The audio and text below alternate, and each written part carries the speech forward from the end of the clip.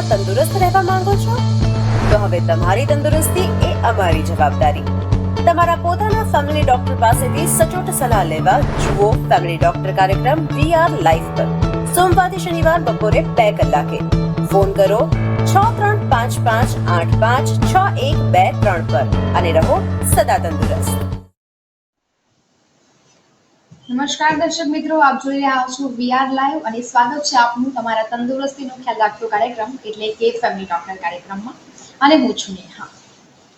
આજે વાત કરીશું કે અસ્થમાથી પીડાતા દર્દીઓમાં શિયાળામાં કેવા પ્રકારની તકલીફો જોવા મળે છે અને તેમાંથી રાહત મેળવવા માટે તેઓએ કેવા પ્રકારની ખાસ સાવચેતી રહેવી જોઈએ.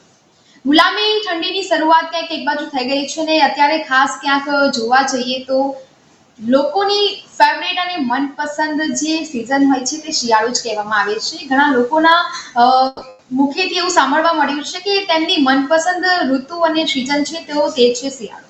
પરંતુ આ શિયાળાની શરૂઆત થતાની સાથે ક્યાંક ઠંડીની શરૂઆતની સાથે જ રોગચાળાના પણ સગંજામાં લોકો આવી રહ્યા છે અને તેમાં ક્યાંક વધારો થઈ રહ્યો છે. શરદી, ઉધરસના તાવ અને તેવા કેસો પણ સપાટી પર આવી રહ્યા છે અને સાથે સાથે આ ઉપરાંત ઠંડીની સિઝનમાં અસ્થમાથી ગ્રસ્ત દર્દીઓની સમસ્યાઓ પણ ક્યાંક ને ક્યાંક વધી જતી હોય છે. વિશ્વભરમાં જો વાત કરી લઈએ તો વિશ્વભરમાં અસ્થમાના દર્દીઓ અને ખાસ કરીને ભારતમાં તેની સંખ્યા ખૂબ જ વધુ પ્રમાણમાં જોવા મળી રહી છે. અને કોરોના કાળમાં અસ્થમાના દર્દીઓએ ખૂબ સાવચેતી રાખવી પડે છે અને શિયાળામાં ખાસ કેટલાક લોકોને શ્વાસ લેવાથી અને ફેફસાને લગતી કેટલીક બીમારી અને અસ્થમા ખાસ કરીને કે જેમાં શ્વાસ લેવાની તકલીફ તેવા દર્દીઓને પડતી હોય છે. કોરોના મહામારી પણ ચાલી રહી છે. ક્યાંક કેસોમાં અત્યારે વધારો થઈ રહ્યો છે. અત્યારે જોવા જોઈએ તો ક્યાંક ઘટાડો પણ થઈ રહ્યો છે. વિશ્વમાં લોકો રિકવર પણ થઈ રહ્યા છે. પરંતુ ક્યાંક કોરોના મહામારી વચ્ચે પણ અસ્થમાથી પીડાતા દર્દીઓ શું સાવચેતી રાખવી જોઈએ, શિયાળામાં તેમને કેવા પ્રકારના ખોરાક લેવાથી તેમને આ રાહત મળે છે આ બીમારીમાંથી. પરંતુ જો જોવા જઈએ તો બાળકોમાં પણ અસ્થમા જેવી બીમારીનું પ્રમાણ રહેલું છે અને ક્યાંક બાળકો પણ આ બીમારીથી પીડાતા આપણે જોવા મળતા હોય છે. શિયાળો આવતા જ ક્યાંક આવા બીમારી અસ્થમા જેવી બીમારીથી પીડાતા બાળકોના માતા પિતાની ચિંતામાં વધારો થઈ જાય છે. અસ્થમાને લગતી કોઈ પણ પ્રશ્ન કે માહિતી મેળવવા માંગતા હોય તો આપ પણ VR લાઈવમાં કોલ કરીને આપનો પ્રશ્ન પૂછી શકો છો. VR લાઈવમાં આજે આપણે વાત કરવા જઈ રહ્યા છીએ અસ્થમા વિશે કે અસ્થમાથી શિયાળામાં જે અસ્થમાની સમસ્યાઓ વધી જાય છે, તેના હુમલા થતા હોય છે, તેમાંથી રાહત મેળવવા માટે કેવા પ્રકારની સાવચેતી અને તકેદારી લેવી જોઈએ. અને આ તમામ માહિતી આપવા માટે આપણી સાથે જોડાઈ ગયા છે ડોક્ટર સાહિલ શાહ. ડોક્ટર, સ્વાગત છે આપનું VR લાઈવ. સૌ કોઈ VR લાઈવ ના દર્શક મિત્રોને મારા નમસ્કાર. ડોક્ટર, સૌથી પહેલા એક દર્શક મિત્ર લેવલ પરંતુ કોલ ડિસ્કનેક્ટ થઈ ગયો છે. ડોક્ટર, સૌથી પહેલા તો આપ એ જણાવશો કે શિયાળાની તો શરૂઆત થઈ ગઈ છે અને સાથે સાથે જે પ્રમાણે મેં વાત કરી કે શિયાળામાં અસ્થમા જેવી બીમારીથી સમસ્યાથી પીડાતા દર્દીઓમાં ખૂબ તેમના સમસ્યામાં વધારો જોવા મળતો હોય છે. દર્શક મિત્ર અહીંયા આપણી સાથે જોડાયા છે, તેમનો સવાલ જાણવાનો પ્રયત્ન કરીશું. હાલો, કોલ લગાવ્યો છે. ડોક્ટર, એ જણાવશો કે વિશ્વભરમાં અત્યારે 10 અસ્થમાથી પીડાતા દર્દીઓમાંથી એક દર્દી તો ભારતમાંથી જ હોય છે. તો સૌથી પહેલા આપ એ જણાવો કે અસ્થમા શું છે અને તેના કયા કયા પ્રકાર છે. સૌપ્રથમ બેન, અસ્થમાની વાત કરીએ તો અસ્થમા એક એવી તકલીફ છે કે જેમાં આપણી શ્વાસ નળી છે ને સંકોચાઈ જતી હોય છે. એની આજુબાજુમાં ઇન્ફ્લામેશન એટલે કે સોજો ઉદ્ભવતો હોય છે અને પછી એક મ્યુકસ પ્રકાર એટલે કે ચિકાસ વાળું પદાર્થ એક ડેવલપ થતું હોય છે. એના લીધે દર્દીને શ્વાસ લેવામાં તકલીફ થતી હોય છે. આ મેઇન અસ્થમાની આ તકલીફ હતી. હવે અસ્થમાના પ્રકારની વાત કરીએ તો એના ઘણા બધા પ્રકાર છે. જેમ કે પહેલો પ્રકાર જોઈએ તો એક્સરસાઇઝ ઇન્ડ્યુસ્ડ અસ્થમા છે. આમાં જે બી દર્દી હોય છે એ દર્દી જ્યારે ડ્રાય એર છે કે આપણે ઠંડી હવા છે એના કોન્ટેક્ટમાં આવે છે ત્યારે આ એક્સરસાઇઝ ઇન્ડ્યુસ્ડ અસ્થમાથી પીડાતો હોય છે. અસ્થમાના પેશન્ટને ખાસ એ ધ્યાન રાખવાનું હોય છે શિયાળાની સિઝનમાં કે વ્યાયામ તો કરે પણ વ્યાયામ એકદમ સિવિયર ટાઈપનો ના કરે, હળવા પ્રકારનો વ્યાયામ કરે, નહીતર એને અસ્થમાનો બાઉટ કે એટેક આવી શકે છે. બીજો પ્રકાર છે ઓક્યુપેશનલ અસ્થમા. કોઈ બી વ્યક્તિ આપણે કહીએ કે ફેક્ટરીમાં કે મિલમાં કામ કરતા હોય અને કેમિકલ્સ છે, ડસ્ટ પાર્ટિકલ્સ છે, ફ્યુમ્સ છે, ગેસ છે, ઇરિટન્ટ્સ છે, આ બધાના સંપર્કમાં હોય લાંબા ગાળા સુધી, તો એમને વ્યવસાય રૂપી અસ્થમા ડેવલપ થઈ શકે છે, જેને ઓક્યુપેશનલ અસ્થમા અમારી મેડિકલ લેંગ્વેજમાં કહેતા હોઈએ છીએ. ત્રીજી પ્રકાર છે એલર્જીક અસ્થમા.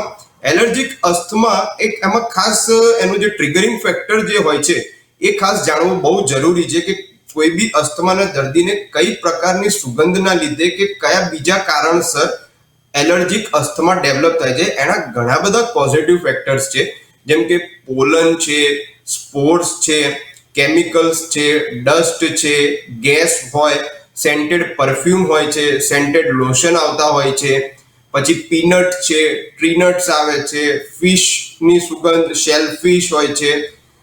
આ અનેક એવા બધા પોઝિટિવ ફેક્ટર્સ છે કે જેનાથી જ્યારે દર્દી આની સુગંધની સંપર્કમાં આવે ત્યારે અસ્થમાનો અટેક કે બાઉટ આવતો હોય છે. અને એલર્જીક અસ્થમાના પેશન્ટમાં ખાસ જ્યારે બ્લડ રિપોર્ટ કરાવીએ ત્યારે આઈજીઈ એકદમ રેઝડ આવતું હોય છે. ચોથો પ્રકાર જોવા જઈએ તો ચોથો પ્રકાર છે નોન એલર્જીક અસ્થમાનો. આ કોઈ પોલન કે ડસ્ટના સંપર્કમાં આવવાથી નથી થતો. આનું પ્રમાણ ઘણું ઓછું જોવા મળ્યું છે. આના પોઝિટિવ ફેક્ટર્સમાં એક ફેક્ટર છે કે સ્ટ્રેસ હોય દર્દીને, એન્ઝાયટી, પછી જોવા જઈએ તો ઊંઘ પૂરી ના મળતી હોય, સિઝનલ એન્વાયરમેન્ટલ ચેન્જીસ છે, પછી ડ્રાય એર છે, કોલ્ડ એર છે, ફ્રેગ્રન્સની વસ્તુઓ છે. આ બધી વસ્તુઓ એના પોઝિટિવ ફેક્ટર્સમાં છે અને નોન એલર્જીક અસ્થમામાં જોવામાં આવે છે.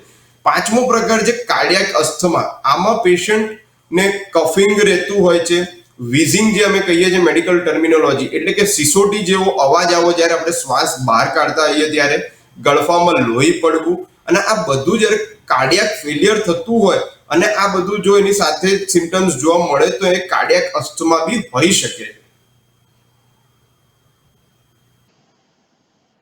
ડોક્ટર, જે પ્રમાણે આપે અસ્થમાના પ્રકારોની વાત કરી, શું દરેક પ્રકારમાં એક જ લક્ષણો જોવા મળે છે? સવાલ પૂછતા પહેલા એક દર્શક મિત્ર ક્યાંક કોલ ડિસ્કનેક્ટ થઈ ગયો છે. ડોક્ટર, જે પ્રમાણે આપણે વાત કરી રહ્યા હતા કે શું દરેક પ્રકારના જે અસ્થમાની આપણે વાત કરી, શું બધામાં તેના જ સામાન્ય લક્ષણો જોવા મળે છે, એક સરખા જ લક્ષણો જોવા મળતા હોય છે?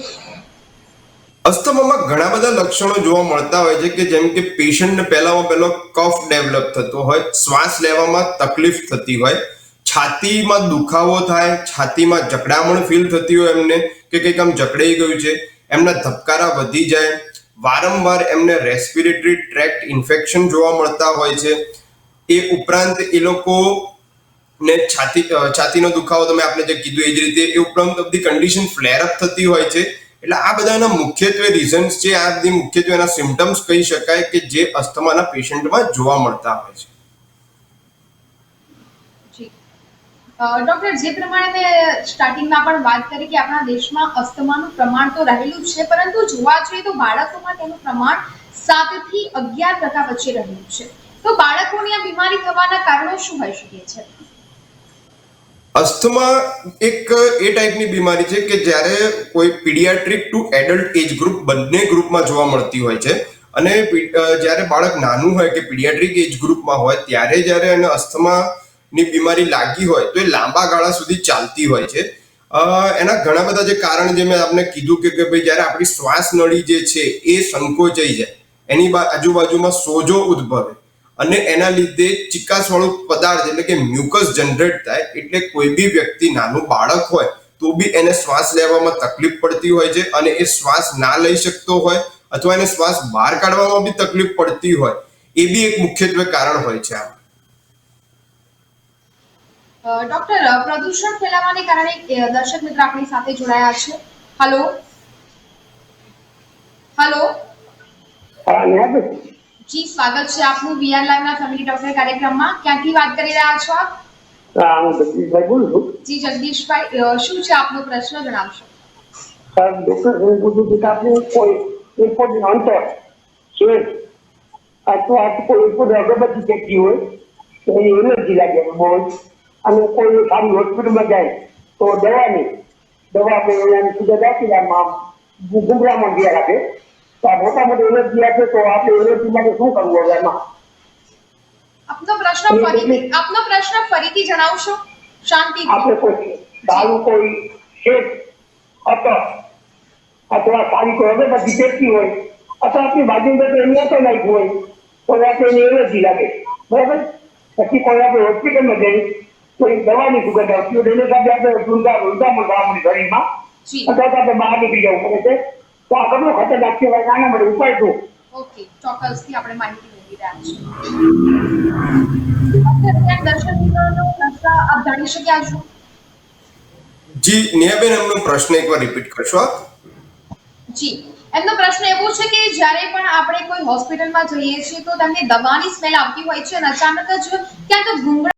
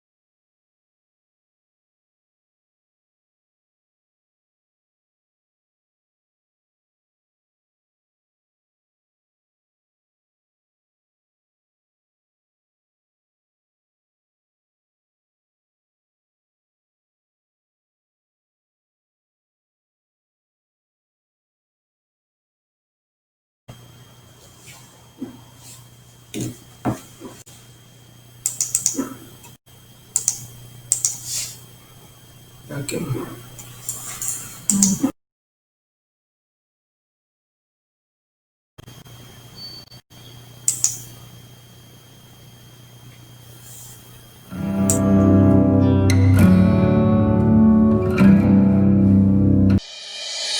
શું તમે સદા તંદુરસ્ત રહેવા માંગો છો? તો હવે તમારી તંદુરસ્તી એ અમારી જવાબદારી. તમારા પોતાના ફેમિલી ડોક્ટર પાસેથી સચોટ સલાહ લેવા જુઓ ફેમિલી ડોક્ટર કાર્યક્રમ VR લાઈવ પર સોમવારથી શનિવાર બપોરે 2 કલાકે. ફોન કરો 6355856123 પર અને રહો સદા તંદુરસ્ત.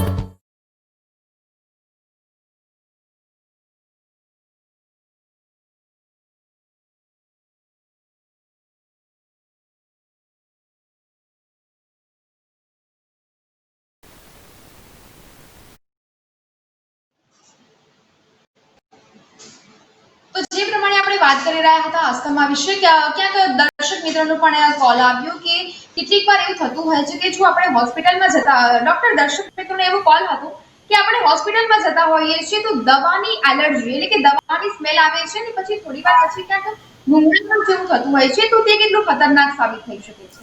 જી, મેં હમણાં જે વાત કરી કે એલર્જીક અસ્થમાની એટલે કોઝિટિવ ફેક્ટર જાણવું બહુ જરૂરી છે કે કયા પ્રકારની સુગંધના લીધે પેશન્ટને એની એલર્જી છે અને એના લીધે એલર્જીક અસ્થમા થતો હોય છે. એટલે જે દર્દીનો ફોન હતો એ નો ડાઉટ એમની વાત ઉપરથી જાણવા મળતું હતું કે એમને દવાની સુગંધ કે એનાથી એમને એલર્જી છે અને એ જ્યારે એમના કોન્ટેક્ટમાં આવે છે ત્યારે એમને ગુંગળામણું ફીલ થાય છે. એટલે બને ત્યાં સુધી એમણે એ જ્યારે બી હોસ્પિટલ જાય ત્યારે માસ્ક પહેરીને જાય અને આ બધી સાવચેતી રાખે અને નિયમંતર સમયાંતરે ડોક્ટરને બતાડે અને એમની ટાઈમલી ટ્રીટમેન્ટ લે તો એમાંથી અચૂકપણે બહાર આવી શકશે. જી, ડોક્ટર કરી રહ્યા હતા બાળકો વિશે કે અત્યારે જો જોવા જોઈએ તો ભારતમાં પણ બાળકોમાં અસ્થમા એટલે કે 7 થી 11% બાળકોમાં પણ અસ્થમાથી પીડાતા બાળકો આપણને જોવા મળતા હોય છે. તો બાળકોમાં અસ્થમાની બીમારી થવાના કારણો શું હોઈ શકે છે? બાળકોમાં આપણે જેમ જોવા જઈએ કે નાના બાળકો હોય એમની ઇમ્યુનિટી બહુ ઓછી હોય છે. એમને વારંવાર રેપિડ રેસ્પિરેટરી ટ્રેક્ટ ઇન્ફેક્શન બી થતા જોવા મળતા હોય છે આપણને. એટલે બાળકોમાં જ્યારે બાળક નાનું હોય ત્યારે એને ખૂબ સાવચેતી રાખવી પડતી હોય છે કે ઠંડીની સિઝન હોય ત્યારે ઠંડી વસ્તુઓથી દૂર રહે. ઠંડી હવા જો એના કોન્ટેક્ટમાં આવે તો એને શરદી, ઉધરસ, તાવ આ બધું જોવા મળતું હોય છે અને એના પછી એમાં અસ્થમાના સિમ્ટમ્સ બી ડેવલપ થઈ શકે. જી ડોક્ટર, ફરીથી જ આપણી સાથે જગદીશભાઈ જોડાયા છે, જેમણે ફર્સ્ટ કોલ કર્યો તો આપણને. હલો. હા બેન, આપણે એમ કહું છું કે આપણે ઘરની અંદર કોઈ પણ સારી અગરબત્તી ફેરતી હોય અથવા આપણા ઘરના કોઈ મેમ્બરે શેક નાખ્યો હોય અથવા આજુબાજુમાં શેક હોય, એની આપણે સ્માઇલ લઈને તો આપણે એલર્જી લાગે, તો એના માટે શું કરવું હવે? ઓકે, અગરબત્તી કે કોઈ પણ પરફ્યુમ છાંટ્યું હોય તો પણ એલર્જી લાગે છે.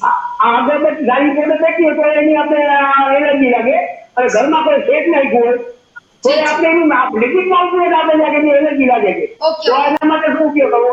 હા, ઓકે, આપણે માહિતી મેળવી રહ્યા છે. હા ડોક્ટર, ક્યાંક એવું કહેવું છે કે ઘરમાં કોઈ પરફ્યુમ છાંટ્યું હોય કે કોઈ અગરબત્તી સળગાવી હોય તો પણ તેની એલર્જી કે અસર થતી હોય છે, તેનું શું કારણ હોઈ શકે છે? ચોક્કસપણે એ એક પોઝિટિવ ફેક્ટર છે કે જે બી દર્દી છે એને સેન્ટેડ પરફ્યુમ હોય કે સેન્ટેડ લોશન હોય કે અગરબત્તી હોય, એની જે સુગંધ આવતી હોય છે એ સુગંધ એમના બોડીને અનુરૂપ નથી હોતી. એ એમના શ્વાસમાં જ્યારે જાય ત્યારે એમને ગુંગળામણ ફીલ થતી હોય છે. એટલે એના માટે એમને અચૂક ફિઝિશિયન ડોક્ટર કે પલ્મોનોલોજીસ્ટને બતાડીને એની ટ્રીટમેન્ટ લેવી જોઈએ. અને આનાથી બને ત્યાં સુધી અગરબત્તી હોય કે પરફ્યુમ હોય, એનાથી જો એમને ખબર જ હોય કે ભાઈ આના સુગંધના કોન્ટેક્ટમાં હું આવું છું અને મને ગુંગળામણ ફીલ થાય છે, તો એમને આનાથી દૂર રહેવું જોઈએ. ડોક્ટર, જો વાત કરીએ તો સીઓપીડી ના દર્દીઓને પણ ક્યાંક શ્વાસ લેવામાં તકલીફ પડતી હોય છે અને હાંફ ચડવાની સમસ્યા સર્જાતી હોય છે. એક દર્શક મિત્ર અહીંયા આપણી સાથે જોડાયા છે. હલો. હા નમસ્કાર બેન, તમને ડોક્ટર સાહેબને મારા નમસ્કાર. જી, સ્વાગત છે આપનું કાર્યક્રમ ફેમિલી ડોક્ટરમાં. આપનું નામ જણાવશો? હા, મારું નામ ગિરીશભાઈ છે, હું સરસપુરથી બોલું છું. જી ગિરીશભાઈ, શું છે આપનો પ્રશ્ન, જણાવશો?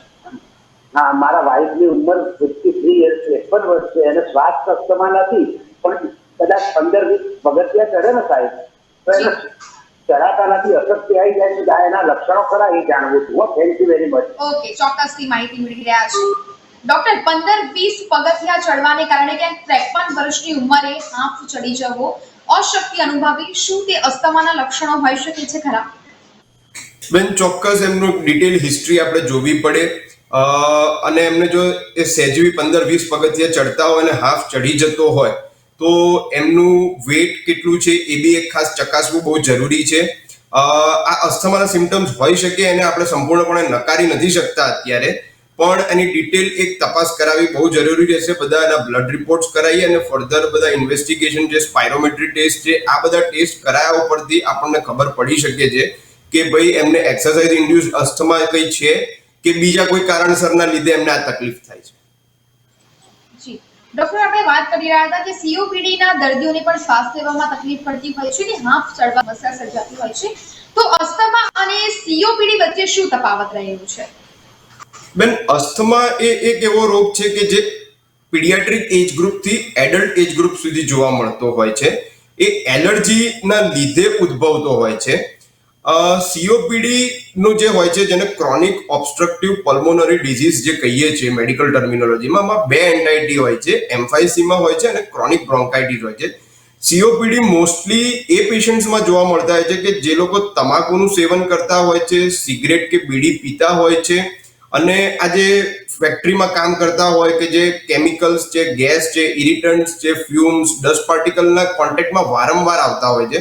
જે લોકો સિગાર સ્મોકિંગ કરતા હોય, પાઇપ સ્મોકિંગ કરતા હોય, જે ફિમેલ્સ છે જે ચૂલા ઉપર ખાવાનું બનાવતા હોય, એ જોવામાં આવે છે. અને આ એલર્જીક નથી હોતું, જેવું અસ્થમા એલર્જીક હોય છે, આ નોન એલર્જીક હોય છે. એ ઉપરાંત સીઓપીડીનો મુખ્યત્વે સીઓપીડી પેશન્ટમાં 40 વર્ષ પછી જોવામાં આવતું હોય છે, જ્યારે અસ્થમા તમને પીડિયાટ્રિક એજ ગ્રુપમાં બી જોવા મળતું હોય છે અને એડલ્ટ એજ ગ્રુપમાં બી જોવા મળતું હોય છે. એક બીજા દર્શક મિત્ર અહીંયા આપણી સાથે જોડાયા છે. Doctor, hello. હા, હું પરસોત્તમભાઈ હરિભાઈ માલી બોલું છું. જી, ક્યાંથી વાત કરી રહ્યા છો? હું રાપર કચ્છથી બોલું છું. જી, સ્વાગત છે આપનું કાર્યક્રમ ફેમિલી ડોક્ટરમાં. શું છે આપનો પ્રશ્ન, જણાવશો? હું આપની અત્યારે ચેનલ ઉપર જઈને જે નંબર લઈને ફોન કરું છું. જી. મને આ બીમારી સરસ્યા છે. ઓકે. આ જે અસ્થમાની જે અત્યારે હાલ આપણે ચેનલ ઉપર જે પ્રસારિત કરી રહ્યા છો, જી, ઓકે ઓકે, એ હું પોતે જોઈને સાંભળું છું અને પછી મેં તમને ફોન કર્યો. શું તો એના સમસ્યા માટે છે? જી, શું સમસ્યા સર્જાઈ છે આપને અત્યારે? મને અત્યારે આ જે ઠંડીની સિઝન ચાલે છે ને જી એમાં મને શ્વાસ બહુ ચડે છે અને શ્વાસની તકલીફ ઘણી રહે છે. ઓકે. તો ડોક્ટર સાહેબને શ્વાસની તકલીફ માટે શું કરવાનું? આપની ઉંમર કેટલી છે? મારી ઉંમર છે 57 વર્ષ. 57 વર્ષ. ઓકે, ચોક્કસથી માહિતી મેળવી રહ્યા છે, ટીવીમાં જવાબ સાંભળી શકો છો આપ. જી ડોક્ટર ક્યાં શ્વાસ લેવામાં જી હા દર્શક મિત્રે કીધું કે એમની ઉંમર અરાઉન્ડ 57 વર્ષ જેવી છે અને એમને ઠંડીની સિઝન ચાલુ થઈ એટલે શ્વાસની તકલીફ જે ચાલુ થઈ છે એ ઘણા બધા પેશન્ટ્સમાં અત્યારે જોવા મળતી હોય છે કે જે અસ્થમાથી પીડાતા હોય છે. એટલે એના માટે અસ્થમાના પેશન્ટ્સ માટે ખાસ ઘણી બધી દવાઓ અવેલેબલ છે, પણ દવા જે છે એ તમારે તમારા ફેમિલી ફિઝિશિયન ડોક્ટર કે પલ્મોનોલોજીસ્ટને કન્સલ્ટ કર્યા પછી કે તમારે સાથે સાથે કઈ કઈ કોમોર્બિડ કન્ડિશન્સ છે એને ધ્યાનમાં રાખીને લેવાની હોય છે. એમાં ઘણી બધી દવાઓ હોય છે જેમ કે બીટા એગોનિસ્ટ હોય છે, પછી મીટર ડોઝ ઇન્હેલર હોય છે, પાવડર ડોઝ ઇન્હેલર હોય છે, પછી ઓરલ કોર્ટિકોસ્ટીરોઇડ હોય છે, મિથાઇલ પ્રેડનિસિલોન હોય, પ્રેડનિસિલોન હોય, પછી ઇન્હેલ્ડ કોર્ટિકોસ્ટીરોઇડ્સ હોય છે, ઇન્હેલ્ડ બીટા એગોનિસ્ટ હોય છે, પછી કોર્ટિકોસ્ટીરોઇડ ને બીટા એગોનિસ્ટનું કોમ્બિનેશન હોય છે, લ્યુકોટ્રીન એક મોડિફાયર હોય છે, પછી લોંગ એક્ટિંગ બ્રોન્કોડાયલેટર્સ હોય છે, પછી અસ્થમાના નેબ્યુલાઇઝર હોય છે. પણ આ બધી જ પ્રકારની અસ્થમા અને સીઓપીડી માટે દવાઓ ઉપલબ્ધ છે, પણ એકવાર તમે તમારું ફૂલ ચેકઅપ કરાવો, સાથે સાથે તમારી કઈ કોમોર્બિડ કન્ડિશન્સ છે, કેટલા ડોઝમાં તમારે પફ લેવા, કેટલી ડોઝમાં તમારે ગોળી ગળવી, એ તમે તમારે એકવાર ડોક્ટરને કન્સલ્ટ કરી તમારો અસ્થમાની આખી ટ્રીટમેન્ટ પ્રોફાઇલ બનાવી તમે આ ટ્રીટમેન્ટ લઈ શકો છો. જી ડોક્ટર, અત્યારે જો વાત કરીએ તો કોરોના વાયરસ જેવી મહામારી પણ એક સાઈડ ચાલી રહી છે ને બીજી બાજુ જ્યાં અસ્થમાથી પીડાતા દર્દીઓ શિયાળામાં તેમને ખૂબ જ સમસ્યા થતી હોય છે. અસ્થમાથી પીડાતા દર્દીઓએ ખાસ કરીને અત્યારે કોરોના વાયરસની મહામારી ચાલી રહી છે તે દરમિયાન શું સાવચેતી રાખવી જોઈએ? અસ્થમાના દર્દી કે સીઓપીડીના દર્દી એ ખાસ સાવચેતી એ રાખવાની છે કે બને ત્યાં સુધી એ લોકો પૂરેપૂરું SMS નું પાલન કરે, બહાર જાય ત્યારે ફક્ત માસ્ક પહેરીને જ જાય અને બને ત્યાં સુધી આ ઠંડીની સિઝનમાં એમણે ઠંડી હવા હોય કે ડ્રાય એરના કોન્ટેક્ટમાં ઓછામાં ઓછું આવે. અને જો તમારું આવવાનું બને તો તમે પહેલા બધા પ્રિવેન્ટિવ મેજર્સ લો, ગરમ કપડાં પહેરો અને તમારી રેગ્યુલરપણે તમે તમારી જે નિયમિત રૂપે દવા લો અને તમારી રોગ પ્રતિકારક શક્તિ વધારવા માટે તમે ઘણા બધા ઉપચારો કરી શકો છો અને તમારી રોગ પ્રતિકારક શક્તિ વધારી શકો છો. અને અસ્થમાના ટાઈમમાં તમે આ ઠંડીના સિઝનમાં તમે અસ્થમાથી દૂર રહી શકો છો. ડોક્ટર, જે પ્રમાણે દર્શક મિત્રોનો કોલ હતો હમણાં ગિરીશભાઈ કરીને, એમને ક્યાંક જણાવ્યું કે 25 વર્ષથી તેમને અસ્થમાની સમસ્યા છે. શું અસ્થમા જેવી બીમારીને આપણે સંપૂર્ણપણે મટાડી શકતા નથી? ના બેન, અસ્થમા એક એવી પ્રકારની બીમારી છે કે સંપૂર્ણપણે જળમૂળથી નથી મટી શકતી હોતી. એ આપણે જોયું છે કે બાળકને ધારો કે જ્યારે પીડિયાટ્રિક એજ ગ્રુપમાં હોય ત્યારે થતું હોય તો એડલ્ટ એજ ગ્રુપ સુધી રહેતું હોય છે. અને ખાસ એનું ટ્રિગર આઉટ જ્યારે આપણે શિયાળાની સિઝન કહીએ ત્યારે વધારે થતું હોય છે. એટલે એના માટે ઘણી બધી દવાઓ છે, તમારે ઇન્હેલર્સ છે, નેબ્યુલાઇઝર્સ છે, એ બધી જ વસ્તુઓ અવેલેબલ છે, પણ તમે સંપૂર્ણપણે એને મટાડી નથી શકતા. જો પેશન્ટની કન્ડિશન વધારે સિવિયર થઈ જાય તો એને હોસ્પિટલમાં દાખલ થવું જોઈએ અને જરૂર પડે તો ઓક્સિજન સપોર્ટની બી જરૂર પડે તો ઓક્સિજન સપોર્ટ બી લેવો જોઈએ. આ ટાઈમમાં, શિયાળાના ટાઈમમાં આપણી સાથે જોડાયા છે. હેલો જી, સ્વાગત છે આપનું કાર્યક્રમ ફેમિલી ડોક્ટર. નામ જણાવશો? પુષ્પાબેન. જી, ક્યાંથી વાત કરી રહ્યા છો આપ? જી, શું છે આપનો પ્રશ્ન, જણાવશો? મને ઉધરસ જ આવેલા છે ને શ્વાસ બંધ થતું જ નથી, ઘણો ટાઈમ થયો. ઓકે, કેટલી ઉંમર છે આપની? ઉંમર મારી 66 વર્ષ. ઓકે, તો આપનો વજન કેટલો છે? ડોક્ટર, આપને પ્રશ્ન પૂછવા માંગો છો? વજન મારું 52 કિલો છે. ઓકે, 52 કિલો વજન છે. ડોક્ટર, ક્યાંક એવી સમસ્યા છે કે વારંવાર ઉધરસ આવવી અને શ્વાસ ચડી જવું, 52 વર્ષની ઉંમરે, શું આ અસ્થમાના લક્ષણો ગણી શકાય? ચોક્કસપણે લક્ષણ કહી શકાય છે, પણ જેમ બી આગળ બી કીધું કે તમારે ડિટેલ હિસ્ટ્રી લેવી જરૂરી છે કે આ તકલીફ કેટલા ટાઈમથી થઈ રહી છે, કઈ પ્રકારે જ્યારે કઈ ટાઈપની એક્સરસાઇઝ કરે છે તો એમને અસ્થમા આવે છે કે કોઈ એલર્જીના લીધે અસ્થમા આવે છે. ડિટેલ ઇન્વેસ્ટિગેશન કરાવીને પછી આપણે એનું અસ્થમાની ટ્રીટમેન્ટ પ્રોટોકોલ નક્કી કરી આપણે આગળ વધી શકીએ છીએ. ડોક્ટર, ક્યાંક એ પણ પ્રશ્ન અહીંયા થાય છે કે શું અસ્થમા જેવી વિભાગતમાં મળી શકે છે? કારણ કે જે પ્રમાણે આપણે વાત કરી કે બાળકોમાં પણ ખાસ કરીને આ બીમારી જોવા મળતી હોય છે, તો શું માતા પિતાની આ બીમારી હોવાથી બાળકમાં આ બીમારી જોવા મળતી હોય છે ખરી? ચોક્કસપણે બેન, જો મધર ફાધર માંથી કોઈ બી એક જણને અસ્થમા હોય તો ચોક્કસપણે ચાન્સીસ વધી જતા હોય છે કે એમનું જે બી પ્રોજેની આવે, નવ બાળક આવે, એને નાના બાળકને અસ્થમાના ચાન્સીસ 100% વધી જતા હોય છે. એટલે એમણે ખાસ સાવચેતીપૂર્વક એ ધ્યાન રાખવાની જરૂર છે કે એમના બાળકને જો અસ્થમા આવે તો નાનપણથી જ એ પીડિયાટ્રિક ડોક્ટરને બતાડીને આગળ એમની ફર્ધર ટ્રીટમેન્ટ નક્કી કરે, જેનાથી બાળકને ઓછામાં ઓછી તકલીફ પડે. એક બીજા દર્શક મિત્ર અહીંયા આપણી સાથે જોડાયા છે. હેલો બેન, આપણે વિયાર બોલો છો ને? જી, વીઆર લાઈવમાં સ્વાગત છે આપનું ફેમિલી ડોક્ટર કાર્યક્રમમાં. ક્યાંથી વાત કરી રહ્યા છો આપ? બેન, હું સોમનાથ જિલ્લામાંથી વાત કરી રહી છું. જી, શું છે આપનું નામ જણાવશો? અરવિંદ ચોટા. જી, શું છે આપનો પ્રશ્ન જણાવો?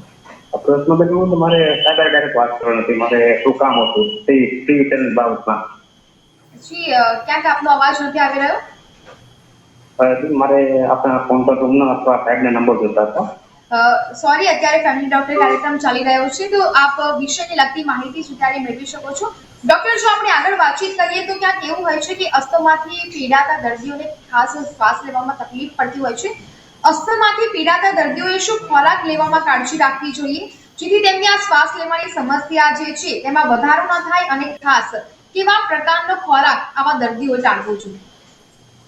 સૌપ્રથમ અસ્થમાની તકલીફ શિયાળાની ઋતુમાં વધારે જોવા મળતી હોય છે. એટલે બને ત્યાં સુધી અસ્થમાના દર્દી હળવું ભોજન લે, બને ત્યાં સુધી ઠંડી વસ્તુઓ સેવન ના કરે, ઠંડી હવાના કોન્ટેક્ટમાં બી બહુ ના આવે, ને જો આવવાનું થાય તો ગરમ કપડાં પહેરી રાખો, એ વધારે તમારા માટે હિતાવત રહેશે. તમે તમારી રોગ પ્રતિકારક શક્તિ વધારવા માટે અત્યારે ઘણા બધા ઉપચારો કરી શકો છો. ચ્યવનપ્રાશ લઈ શકો છો. ડાયાબિટીકના પેશન્ટ હોય એ શુગર ફ્રી ચ્યવનપ્રાશ બી લઈ શકતા હોય છે. અને જે અસ્થમાથી પીડાતા હોય એમણે સાવચેતીના રૂપે ખાસ ઇન્હેલર તમારા ડોક્ટરના કન્સલ્ટેશન કર્યા પછી તમારી જોડે જ રાખવું જોઈએ કે તમે ક્યાંય બહાર બી હોવ અને તમને અસ્થમાનો બાઉટ કે અટેક આવે તો તમે એ વખતે તરત જ અસ્થમાના પફ લઈ શકો છો અને તમારો અસ્થમાનો અટેક બેસી જઈ શકે છે. એ ઉપરાંત તમે તમારું ઓક્સિજનનું મોનિટરિંગ કરવું બહુ જરૂરી છે શિયાળાની ઋતુમાં. નહીતર શું થઈ શકે કે જો ઓક્સિજન લેવલ ડ્રોપ આઉટ થઈ જાય તો તમારે ઇમિડિયેટલી હોસ્પિટલાઇઝ થવું પડે. એટલે આ બધા નાના નાના તમે સાવચેતીના પગલાં લેશો તો તમે અસ્થમાથી બચી શકશો અને બને ત્યાં સુધી તમે એને અવોઇડ કરી શકશો. ઓકે, એક બીજા દર્શક મિત્ર અહીં આપણી સાથે જોડાયા છે. હેલો હેલો, જી, સ્વાગત છે આપનું કાર્યક્રમ ફેમિલી ડોક્ટરમાં. આપનું નામ જણાવશો? અમારા ઘરેથી ભાઈ છે ને, જી એને ઉંમર 70 વર્ષ છે જી અને હાલવા જાય જી. તો નમી જાય, શરીર કાબુમાં નથી રહેતું. શરીર કાબુમાં નથી રહેતું એટલે કે તમને સમસ્યા શું છે? એને બીજી કઈ તકલીફ નથી, ખાય પીએ ને હુઈ જાય જી, તો આમ હાલવા જાય તો લડી જાય, ઓકે, તો આધાર રાખવો પડે. ઓકે, ચોક્કસની માહિતી મેળવી રહ્યા છે. આપ ટીવીમાં જવાબ આપી શકો છો. એટલે મારા માટે છે ને બેન, જી 105 કિલો વજન છે. હમ હાલવા હોય તો સરસ પડે. ઓકે, અત્યારે વિષયને લગતી ક્યાંક આપણે માહિતી મેળવીએ તે વધારે ક્યાંક યોગ્ય છે. ડોક્ટર, જે પ્રમાણે દર્શક મિત્રએ વાત કરી કે ખાવા પીવામાં નોર્મલ છે અને બધી જ રીતે, પરંતુ જ્યારે તેઓ ચાલે છે ત્યારે અચાનક જ રગડી પડે છે, એટલે કે પડી જતા હોય છે, તેનું શું કારણ હોઈ શકે? ચોક્કસ એમણે જે વાત કરી કે એમનું સ્વાસ્થ્ય આમ નોર્મલ છે પણ કોઈ બી ટાઈપની એક્સરસાઇઝ કે હળવો વ્યાયામ કરે કે ચાલે ત્યારે એમને અશક્તિ ફીલ થતી હોય છે. એમણે પહેલું એમનું બીપી મપાવવાની ખાસ જરૂર છે, કેમ કે બીપી એમનું જો કંટ્રોલમાં નહીં હોય એના લીધે બી આ એક શક્યતાઓ છે કે આ તકલીફ એમને આવતી હોય એવું બની શકે છે. એટલે બીપી એકવાર મપાઈ અને જો બીપી આવતું હોય તો બીપીની દવા ગોળી ચાલુ કરે અને એ ઉપરાંત બી બીજા બધા પોઝિટિવ ફેક્ટર્સ કે રૂલ આઉટ કરવા બહુ જરૂરી છે. એટલે એના માટે ડિટેલ ઇન્વેસ્ટિગેશન કરાય, ફિઝિશિયન અને પલ્મોનોલોજીસ્ટનો કોન્ટેક્ટ કરવો અચૂક જરૂરી છે. ડોક્ટર, જોવા જઈએ તો શિયાળામાં 25% અસ્થમા અટેકનું જે પ્રમાણ હોય છે તે વધી જતું હોય છે. તેનું કારણ શું હશે અને શા કારણે શિયાળામાં ખાસ કરીને દર્શક મિત્ર આપણી સાથે જોડાયા છે આપણે ચર્ચા કરીશું. હાલો,